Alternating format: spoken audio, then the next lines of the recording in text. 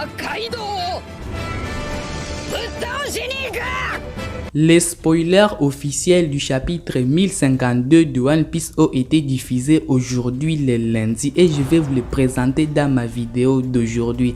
Yo les bros, j'espère que vous allez bien, force et paix fortune sur vous les bros. Aujourd'hui nous parlerons du spoiler officiel du chapitre 1052 de One Piece, un chapitre que vous allez adorer. J'ai dit merci à cette source car elle m'a permis de pouvoir faire cette vidéo et c'est une source sûre. Elle confie souvent des choses qui sont tellement sûres et je la dis merci car elle me permet de pouvoir faire cette vidéo. Vous trouverez le lien de cette source en description pour les soutiens, la motivation pour tout ce que vous voulez pour la continuité de la chaîne. On n'oublie pas de s'abonner et de laisser le pouce bleu car cela c'est un très grand signe de soutien les pros. Je compte sur vous les pros car nous sommes en train d'augmenter nous aussi. Alors merci à vous les pros de votre soutien pour tous les pros et c'est parti pour le spoiler officiel du chapitre 1052 de One Piece. Le chapitre 1052 de One Piece est intitulé Un nouveau Aube, quelque chose d'extrêmement important parce que nous avons eu à voir que Luffy apporterait l'aube sur le pays de Wano Kuni, mais je ne crois pas que Luffy apportera l'aube sur Wano Kuni, mais je crois que Luffy apportera l'aube dans le monde entier. Aujourd'hui, il n'a fait qu'apporter l'aube sur le pays de Wano Kuni, chose qu'il avait fait sur Dressrosa. Il a réussi à pouvoir dissiper les ténèbres qui s'y trouvaient. Alors aujourd'hui, Luffy a encore fait quelque chose de nouveau. Il réussit à pouvoir faire lever un nouveau aube sur le pays de Wano Kuni.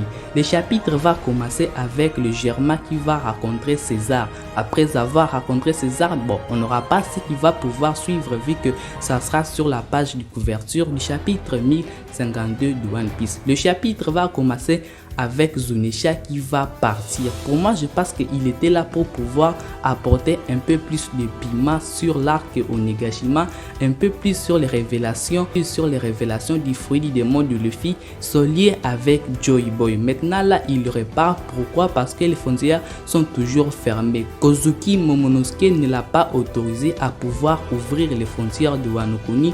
Tout simplement pourquoi? Parce que Momonosuke ne lui a pas donné l'ordre. Donc Momonosuke aujourd'hui doit avoir une bonne décision qui lui a permis de ne pas pouvoir faire ouvrir le pays de Wano Kuni. Après cela, nous aurons Barry le Kings que nous allons retrouver et qui dira qu'il avait prédit la défaite de Kaido.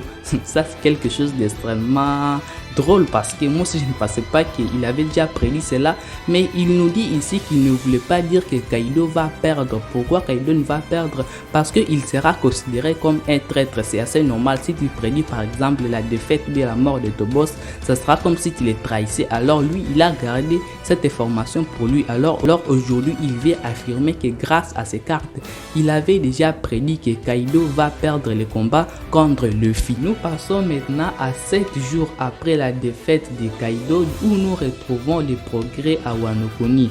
Le discours de Kozuki Momonosuke est assez intéressant et frappa le cœur des habitants, leur disant qu'il a besoin de leur force pour pouvoir reconstruire la cité de Wano Kuni. C'est ce qui est en train de se passer aujourd'hui au chapitre 1052 de One Piece car Momonosuke ayant fait un discours en disant qu'il a besoin de la force des habitants de la cité pour pouvoir réussir à pouvoir la reconstruire, pour pouvoir à lever tout ce que Orochi et Kaido ont pu installer dans la cité. Et je crois que c'est ce que nous allons pouvoir voir au chapitre 1052 de One Piece. Les bros, au chapitre 1052 de One Piece, nous aurons une mauvaise nouvelle qui va frapper nos cœurs et qui va nous démontrer que la guerre de Nigashima n'a pas été anodine. Car ça ne sert à rien de faire une guerre s'il n'y a pas de dommages collatéraux, s'il n'y a pas de personnes qui se sont sacrifiées pour pouvoir laisser l'aube être élevée. Et nous avons des fourreaux rouges qui sont morts aujourd'hui, Ashura et Izo. Ashura est mort face au faux Kozuki Oden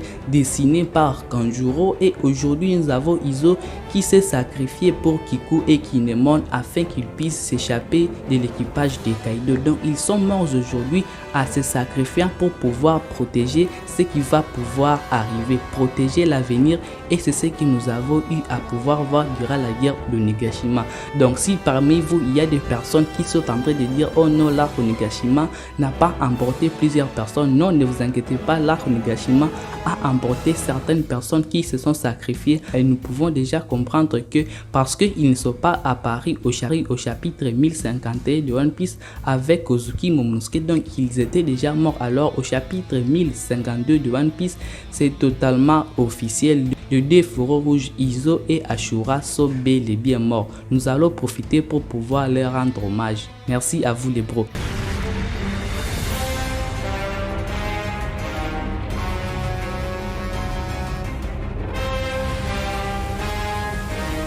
Le chapitre 1052 de One Piece continue car nous aurons les Mugiwara qui seront rassemblés et nous aurons certaines scènes comiques entre les membres du Mugiwara et quelque chose qui fera extrêmement longtemps où nous les avons même pas vu se rassembler. Et cette fois-ci c'est quelque chose d'extrêmement important car Luffy et Zoro sont aujourd'hui réveillés. Je viens à peine de faire une vidéo sur les conséquences du Gear 5 de Luffy malgré que l'auteur n'a pas pu accorder beaucoup d'importance aux conséquences du Gear 5 de Luffy. Pour moi je pense que cette technique peut cacher certaines choses qui sont néfastes, mais reste à voir pourquoi l'auteur ne nous révèle pas beaucoup de choses à ce qui concerne le Gear 5 de Luffy. Moi j'aurais aimé pouvoir avoir beaucoup de révélations à ce qui concerne ce Gear 5, mais l'auteur décide de pouvoir laisser tout cela dans le mystère. Le chapitre va continuer car Zoro aussi va pouvoir se réveiller depuis le chapitre 1036 de One Piece.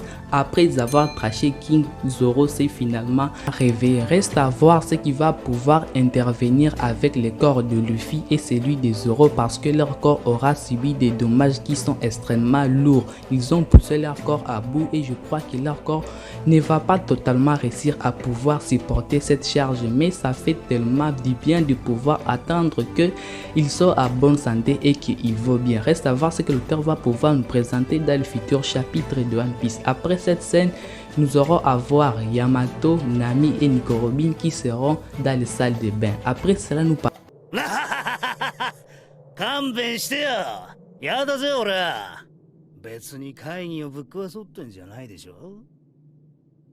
Les bros, nous aurons enfin la chose que je voulais vous présenter dans le chapitre 1052 de One Piece, l'amiral Ryukyu qui va pouvoir faire son entrée dans la cité de Wano Kuni. Et là j'aimerais préciser quelque chose. Il est très bien indiqué dans le spoiler qu'il fait route vers Wano Kuni. On ne dit pas qu'il est déjà entré dans Wano Kuni, mais on dit qu'il fait route vers Wano Kuni. Est-ce que ça voudrait dire qu'il est déjà entré? Est-ce que ça voudrait dire qu'il est déjà là et qu'il observe? En tout cas les bros, nous avons beaucoup de choses à pouvoir découvrir avec cet amiral. L'arc Dressrosa a servi à pouvoir faire introduire l'amiral Fujitora. Alors aujourd'hui avec l'arc Wano Kuni, ça sert à pouvoir faire introduire l'amiral Ryukyu. Je crois qu'il possède les fruits des maudits taureaux. C'est ce que nous allons pouvoir voir dans le futur chapitre de One Piece, ses capacités, sa force, mais je pense qu'il possède une force bel et bien colossale. L'exploitation de ces personnages, je ne pense pas si il sera tellement long comme par exemple celui de Fujitora. Pour moi, je pense qu'il va arriver quand Luffy et son équipage ne seront plus à Wano Kuni. En tout cas, le chapitre 1053 de One Piece nous réserve beaucoup de choses à ce qui concerne l'amiral Ryukyu.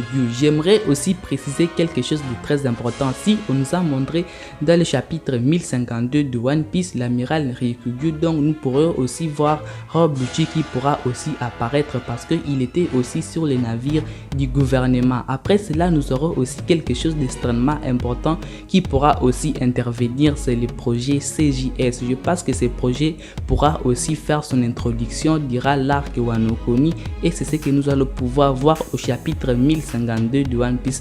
Donc les bros, après les combats de Negashima, encore d'autres combats sont en train de se préparer. Restez toujours connectés à la chaîne car demain je ferai mon possible pour pouvoir faire une autre vidéo d'analyse sur le spoiler officiel du chapitre 1052 de One Piece. Merci les bros d'avoir regardé cette vidéo et le pouce bleu que vous m'avez laissé, cela permettra à la vidéo d'être mieux référencée. Prenez extrêmement soin de votre futur et de vos proches car cela c'est le plus important les bros.